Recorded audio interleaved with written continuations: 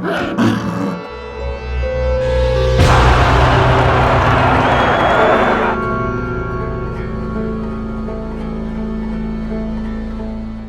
the season of spooks, the morbid month, the possessed period, the terrifying time. Or Halloween for those who hate alliteration.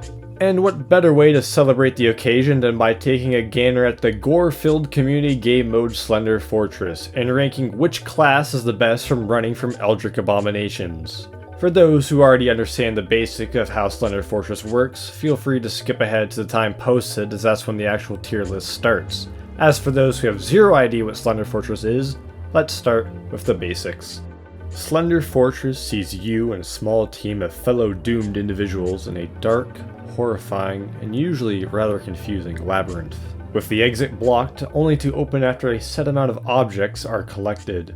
Typically it's these preschool drawings that you stick on a fridge. If this sounds simple, it's because I've neglected the fact that a nightmarish creature sent from the ninth layer of hell is also prowling the labyrinth seeking to kill you. The only way to deal with these monsters is by sneaking around and being quiet to not alert them, just running away from them, or staring at them with your big ol' eyes. What strategy depends on the type of boss monster you're dealing with, of which there are 3 main types. We got static bosses. These guys try to get in your line of sight and deal static damage to you. Quickly get away from them if you see them. Statue bosses. I'm pretty sure most people on the internet knows what to do if they see one of these things now. Maintain eye contact, they move if you aren't looking at them. And finally, we have chaser bosses. These guys are extremely basic and common. If you get in their line of sight, they chase you, hence the name. Some bosses can insta-kill, some can be hit and stunned, some spawn minions to help. Some bosses shoot bullets at you or even set you on fire. There are a lot of monsters and lots of minor details that make each one unique from the last. And much like the monsters, each class within Slender Fortress has unique attributes attached to them as well. Some can sprint longer and faster, some can passively heal damage, while others may be prioritized by the monster less.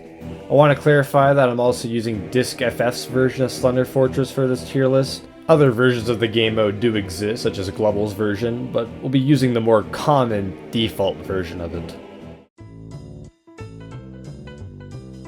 With his massive size, Heavy retains his role of being a tank with a large health pool, allowing him to take several hits from bosses, in addition to a 20% damage resistance to static damage. These upsides are incredibly situational though. Most monsters in this game are chasers, making the damage resistance to static rarely come into play, and even when it does, wouldn't it just be better to quickly run away and stop taking damage rather than be able to take more of it?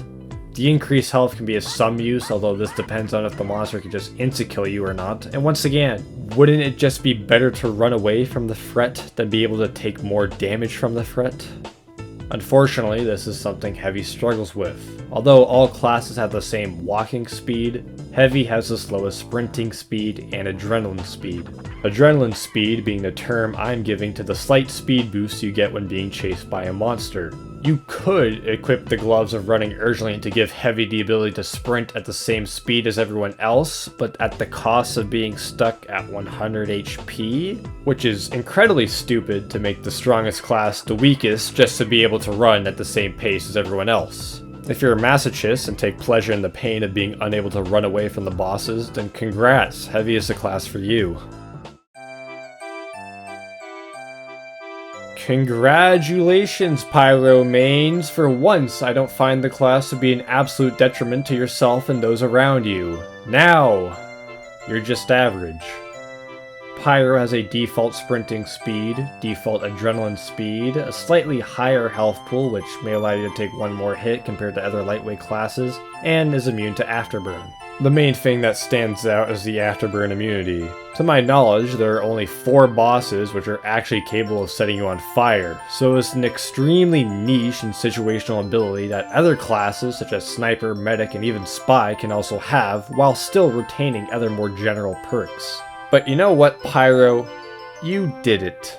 You aren't completely garbage anymore, you're just severely outclassed and rather mediocre. I would say I'm proud of you, but that would be a lie. Now, what if you took the Heavy, made him American, but didn't give him obesity?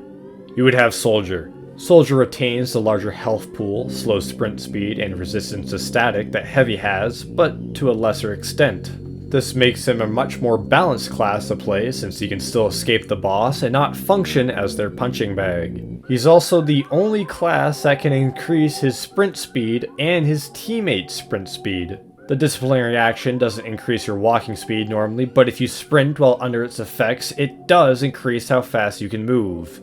If you don't want to play around with your teammates, however, the escape plan will also increase your sprint speed to an even greater effect. Although this is much riskier since you'll be taking increased damage from monsters. The Conjurer sadly is not available in this game mode, meaning you can't passively regen HP as Soldier, and there's no way to check to see if the battalion's backup gives you increased health, but I would equip it anyways just in case. Overall, Soldier, just like in normal gameplay, is a nice, general, well-rounded pick that can play a support role within this game mode. But there are a few other classes that can perform just as well, if not better. Engineer's kinda meh. There's not a whole lot to talk about with him. He's much like Pyro, with average running speed, decent health with the Gunslinger equipped, and a pointless upside. That's not to say it's as situational as Pyro's Afterburn immunity, but Engineer's increased flashlight lifespan is just okay. The flashlight already has an extremely long use time before the battery runs out by default, being roughly a minute. As Engineer, however, this duration extends to 2 whole minutes. This can be useful for exploring the far side of a room if the map you are on has a lot of them, but not much else. Some bosses can be stunned by shining your flashlight in their eyes and making them burn out their retinas. Engineer is such an ass, however, that he also burns the iris, causing the bosses to be stunned for twice as long. But pretty situational and niche.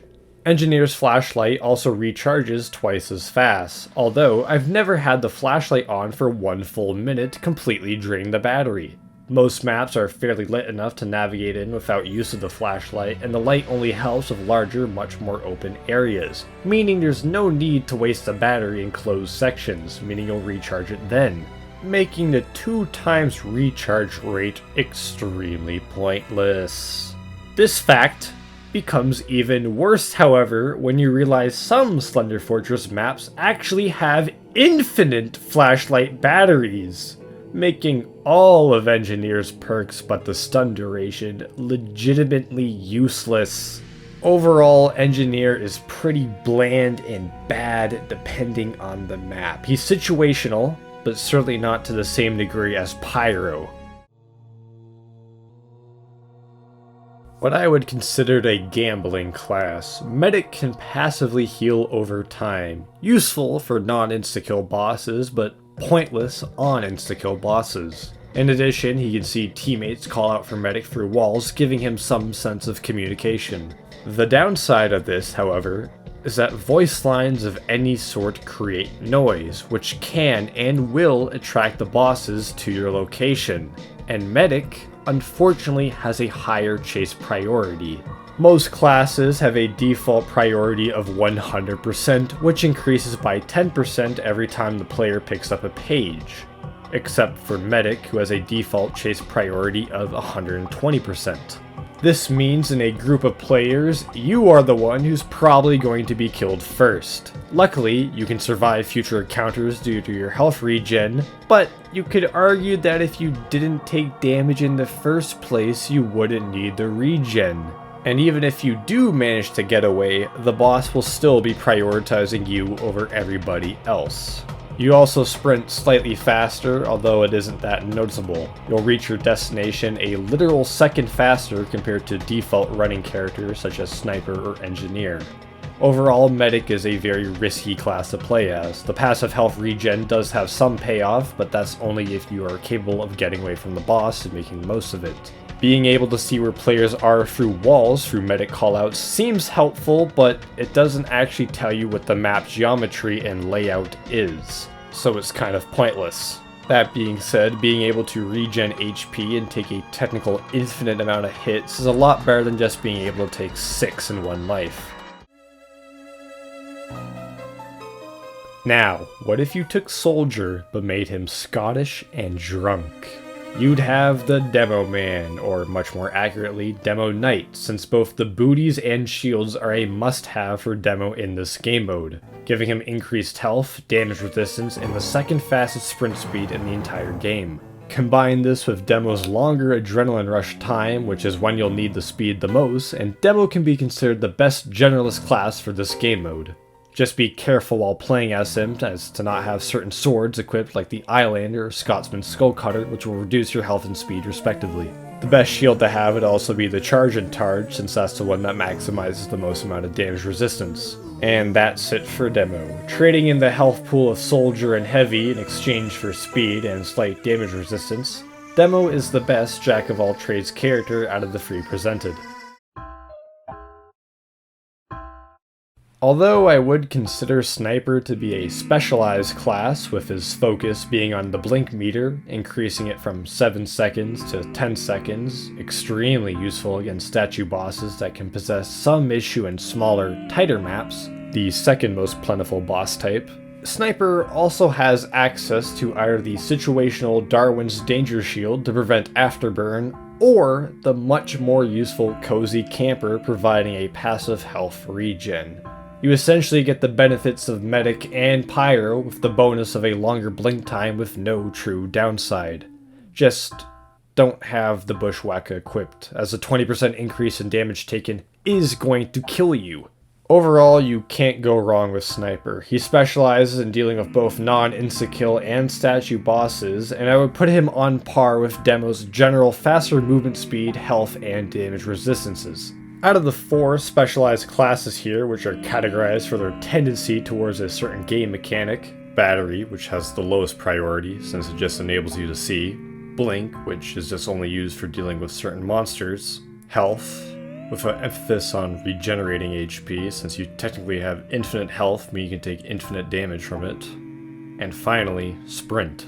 How fast you can run away from monsters, completely negating taking damage at all. Sniper is the only class that can actually branch into 2 of them with unlocks, meaning if you have the Cozy Camper, there's little reason to play Medic over Sniper.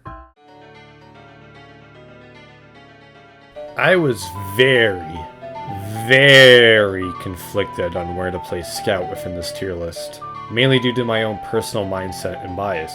You see, Smokey the Bear told me the best way to stop forest fires was prevention.